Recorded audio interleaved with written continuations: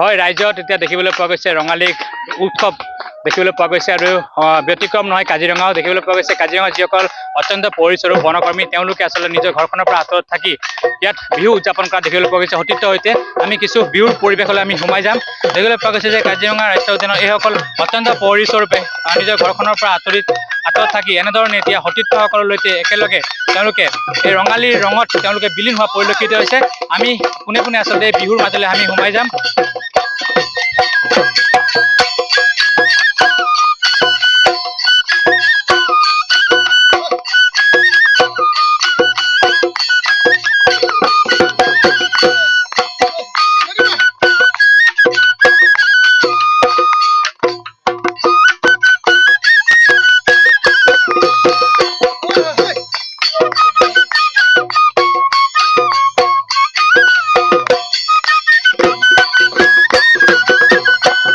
বিহুগীত কৌশিদিনা বেলি পৰত পানীয় নৈৰে ঘাটত জোকে ধৰিছিলে তোমাক ভৰি কলা ফুলত চিঞ মাৰি দিছিলে মোৰেনো গাতত তেতিয়া কেনে লাগিছিল জানানে বাৰু বহাগলে বাট কি জানি নেচামে আৰু বহাগলে বাট কি জানি নেচামে আৰু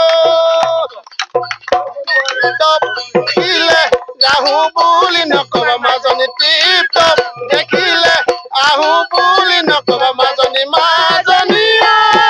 মোৰেনো পানী পৰা ঘৰ হাতত চৰিয়ালৈ পানীটো কি থাকোতে মাজনী হাতত চৰিয়ালৈ পানীটো কি থাকোতে মাজনী হবনো পানী লগা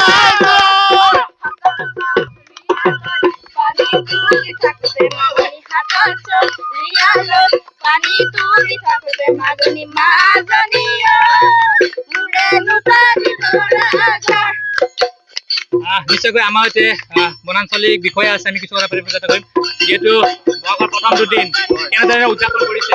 নমস্কাৰ অসমৰ সকলো ৰাইজলৈ আমাৰ কাজিৰঙাৰ প্ৰতিজন বনকৰ্মীৰ ফালৰ পৰা ৰঙালী বিহুৰ বহুত শুভেচ্ছা থাকিলে।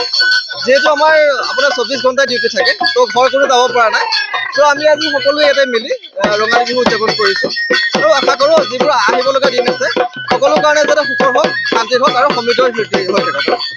আকৌ এবাৰ চবকে ৰঙালী বিহু শুভেচ্ছা জনালোঁ। নিশ্চয়কৈ দেখিবলৈ পোৱা গৈছে এনেধৰণে আপোন ঘৰখনৰ পৰা আঁতৰত থাকি তেওঁলোকে যিহেতু 24 ঘণ্টাই বন্যপ্ৰাণী সুৰক্ষাৰ স্বাৰ্থত তেওঁলোকে নিয়োজিত হৈ থাকিবলগীয়া হয় আৰু এনেধৰণে সতীৰ্থ বনকৰ্মীৰ সৈতে একেলগে মিলি আজি বহাগৰ প্ৰথমটো দিনাখন দেখিবলৈ পোৱা গৈছে পুৱাৰ ভাগত তেওঁলোকে একত্ৰিতভাৱে যি ৰঙালী ৰঙত তেওঁলোকে বিলীন হোৱা পৰিলক্ষিত হৈছে আৰু এনেদৰে দেখালো কাজিৰঙাৰ সামগ্ৰিক দৃশ্য।